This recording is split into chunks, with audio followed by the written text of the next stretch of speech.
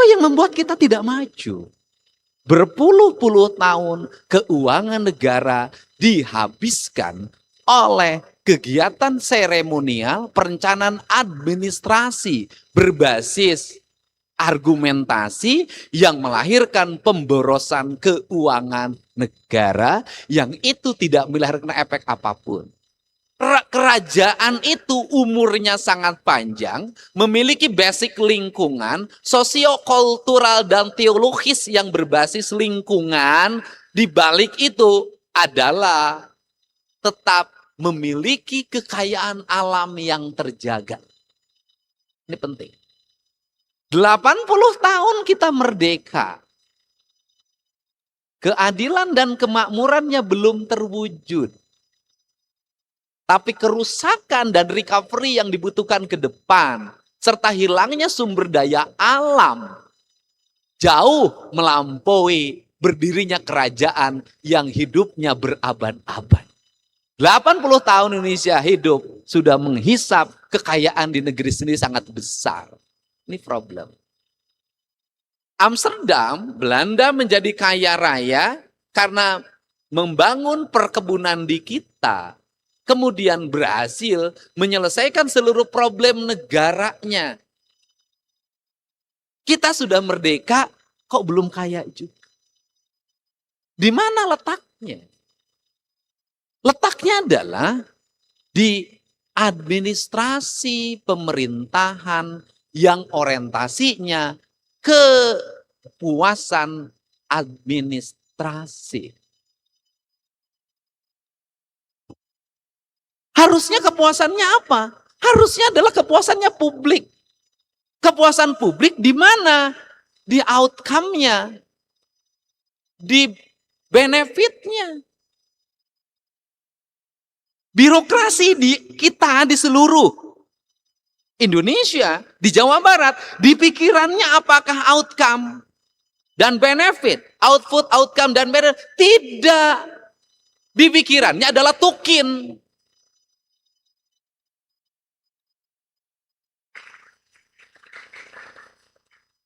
Hampir nggak ada saya menemukan idealisme tentang cita-cita besar. Apalagi negara berkemakmuran, nggak ada. Sempit. Obrolan yang dibicarakan dalam diskusi di antara mereka, nggak pernah ngomongin bangsa ke depan, nggak pernah bagaimana menguasai, tidak pernah. Yang diomongin adalah tukin. Di era tukin ini, saya katakan, telah melahirkan degradasi birokrasi. Saya menentang ini jujur aja. Kenapa? Birokrasi bekerja tidak berorientasi output. Birokrasi bekerja berdasarkan aspek administrasi. Maka kinerja yang harusnya output, outcome, dan benefit bagi publik cukup diganti dengan selfie dan tayangan video pendek. Perannya itu. Tayangan video pendek. Nah, itu bedanya. Politisi menggunakan tayangan video pendek untuk membangun citra dirinya. Para birokrat membuat tayangan video pendek untuk melahirkan kepuasan para pemeriksanya. Degradasi material melahirkan daya pikir yang pendek, melahirkan bangsa tanpa arah. Birokrasi tanpa visi. Kenapa birokrasi tanpa visi? Karena dia tidak punya lagi ikatan historikal. Dia tidak punya lagi ikatan ideologi. Dia tidak punya ikatan filosofi. Kenapa? Badannya terpisah dengan buminya. Badannya terpisah dengan tanahnya, badannya terpisah dengan airnya, badannya terpisah dengan udaranya, dengan mataharinya. Penghormatan dengan sang merah putih hanya dipahami sebagai upacara dan bagusnya baris. Serta rapinya pasukan, bukan itu. Kenapa? Esensi negara, esensi visi negara, dan esensi keberhasilan negara itu adalah tergantung pada kuatnya ikatan ideologi. Maka, kalau bicara siapakah yang hari ini sangat konsisten menjaga tanah dan air? Yang masih konsisten adalah para petani yang tiap hari nyangkul di sawah. menjaga tanahnya, menjaga sumber airnya, menjaga areal hutannya. Di luar itu adalah aksesoris tentang nasionalisme. Seperti sholat tanpa makna, berdoa tanpa isi. Ini perspektif. Perspektif ini itu lahir dalam tren penyusunan. Saya melihat sistem pengelolaan keuangan daerah itu terjebak dalam pragmatisme administratif dalam kegenitan teknologi informasi.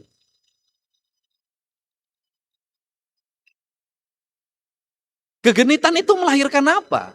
Melahirkan sebuah kepuasan di depan layar gadget. Di depan laptop, di depan sistem, di depan aplikasi.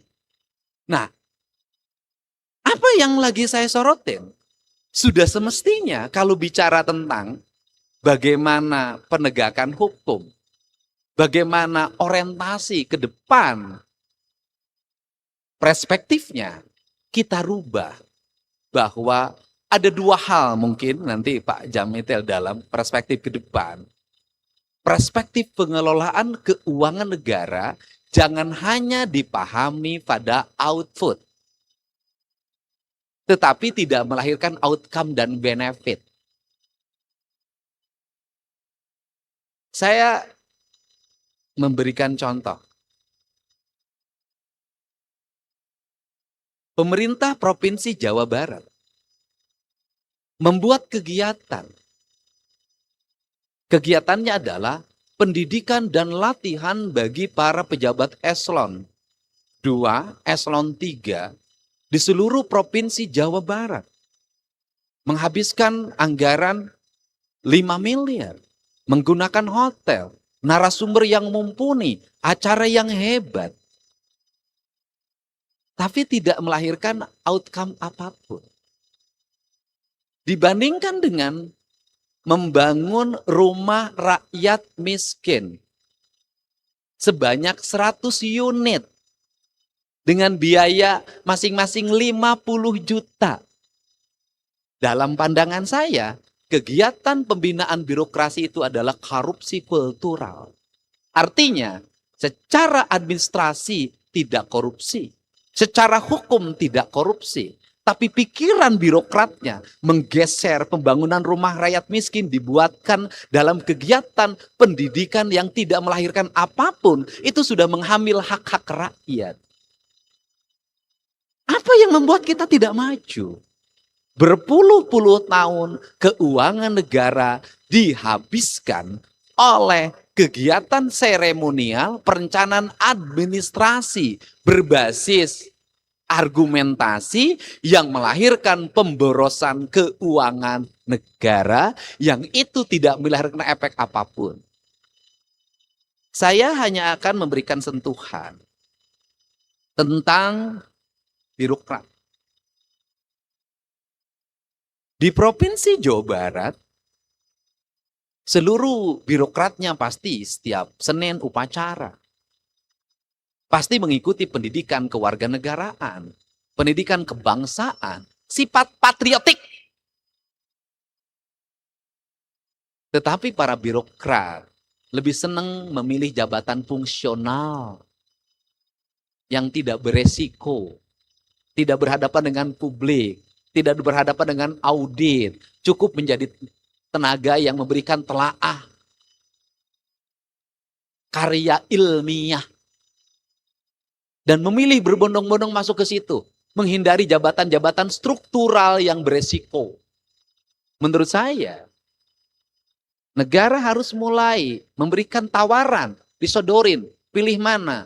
Pilih jabatan beresiko, pilih jabatan santai. Yang milih jabatan santai sebaiknya mengundurkan diri. Kenapa? Dia sudah kehilangan jiwa patriotik. Dulu orang berperang melawan kolonial. Saya yakin orang ini kalau hidup di zaman kolonial akan ikut dengan kolonial dibanding mengambil resiko berhadapan dengan kolonial. Berapa Provinsi Jawa Barat mengeluarkan biaya itu? 1,9 triliun dalam setiap tahun. Untuk memberikan apa? Memberikan uang pada orang yang tiap hari sun pipi kiri, sun pipi kanan dengan istrinya, duduk di kantor, santai, ngetik-ngetik, pulang lagi, santai, ngetik-ngetik, pulang lagi. Kalau yang 1,9 triliun ini bisa kami manfaatkan, selesailah problem pendidikan, selesailah problem kesehatan, selesailah problem infrastruktur. Bahkan 1,9 triliun ini kalau 10 tahun sudah 19 triliun. Dan ini sudah bisa menjadi investasi untuk anak cucu Jawa Barat ke depan. Saya yakin nggak akan maju kalau polanya begitu. Nah, untuk itu sinergitas dengan jajaran penegakan hukum itu dimulai dari input. Inputnya di mana? Input anggaran itu harus mulai, saya selalu menyampaikan input anggaran harus didampingi oleh BPK. Ke depan bisa jadi input anggaran didampingi oleh APH, termasuk jajaran Kejaksaan Agung. Untuk apa? Melihat yang di-input ini kira-kira manfaat atau enggak. Itu yang pertama. Yang kedua, setelah input anggaran adalah pembahasan anggaran. Di pembahasan anggaran ini ada perspektif. Perspektifnya apa? Perspektif administratif, teknokratis harus mengakomodir perspektif politik. Bagaimana? Politiknya politik apa dulu? Politik yang bersifat kebutuhan publik, artinya seseorang dia menjadi wakil publik, maka dia harus mencerahkan publik. Maka dia berjuang untuk gedor meja rapat, meja paripurna, meja pembahasan. Karena apa? Karena publik yang diperjuangkan atau perspektif publik yang lain. Ini harus menjadi bagian. Nah, setelah itu adalah nanti sudah menjadi sebuah keputusan. Ada yang pengawalan berikutnya adalah percepatan. Di mana letak percepatan? Didampingi. Harus semua penyelenggara kegiatan itu memiliki keyakinan bahwa pijakannya benar, bahwa apa yang dilakukannya adalah benar, sistemnya benar, dikawal.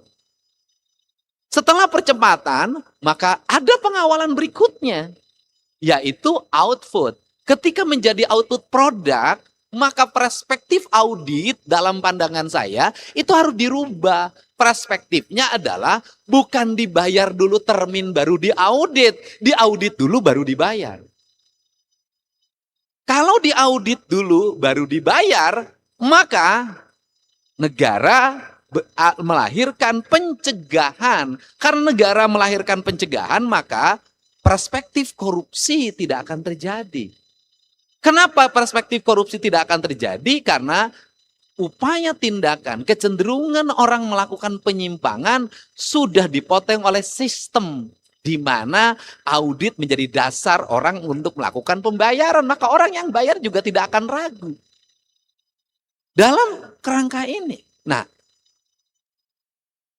untuk itu sinergitas seluruh jaringan pemerintah itu dalam satu sistem. Makanya trias politika di kita sesungguhnya bukan trias politika murni. Tetapi trias politika yang di sana ada unsur kerukunan, ada unsur kebersamaan. Dan ada satu visi yang sama bahwa trias politika kita adalah trias politika tidak usah berbantah-bantahan, saling mencegah sejak awal untuk tujuan kemakmuran. Sebenarnya itu.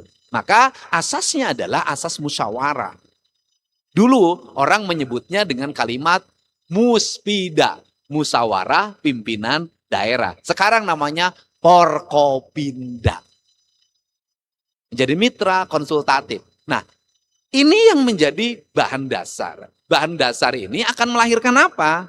Melahirkan percepatan pertumbuhan pembangunan yang bersifat adaptif dan berkemajuan, yang berawal dari mana? Ada 3. 1, memiliki citra rasa masa lalu.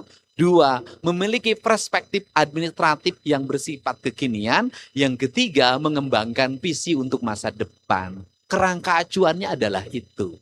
Karena kerangka acuannya itu, maka tidak boleh apa yang menyebabkan birokrasi nggak cepat bergerak adalah kekakuan. Kapan birokrasi akan terasa kaku? Manakala punya pemimpinnya yang kaku. Kalau sudah punya pemimpinnya yang kaku, maka birokrasi akan berubah menjadi wujud administratif yang menghabiskan waktu dalam apel dan pengarahan. Ini penting. Selesai. Kalau sudah wujudkan apel dan pengarahan, ketika apel, siapakah yang paling rugi ketika apel? Yang rajin apel. Kenapa? Karena yang rajin apel itu sering kali menjadi tempat tumpahan pemimpin apel. Sedangkan orang yang tidak apel, yang paling enak, tidak berdiri, tidak dimarahin, tinggal di rumah. Tapi sepemimpin apel tidak memberikan tindakan yang nyata terhadap yang tidak hadir. Ngomel tiap hari, ini salah. Perspektifnya bukan itu. Perspektifnya adalah sistem. Karena perspektif setiap sistem, maka SP1, SP2, SP3 berhentikan menurut saya. Kemudian yang berikutnya adalah produk-produk harus mulai dikontrol sehingga jangan juga merasa kecil hati pada sebuah kelembagaan di pemerintah provinsi manakala anggaran proyeknya nggak ada. Ya kenapa nggak ada? Karena dinasnya bukan untuk dinas proyek, tapi dinas melayani. Ini penting. Ini penting. Untuk itu saya mengucapkan terima kasih. Ini sebagai pengantar nanti akan disempurnakan oleh Pak Jaksa Agung Muda Intelijen. Terima kasih. Assalamualaikum warahmatullahi wabarakatuh. Sampurasun.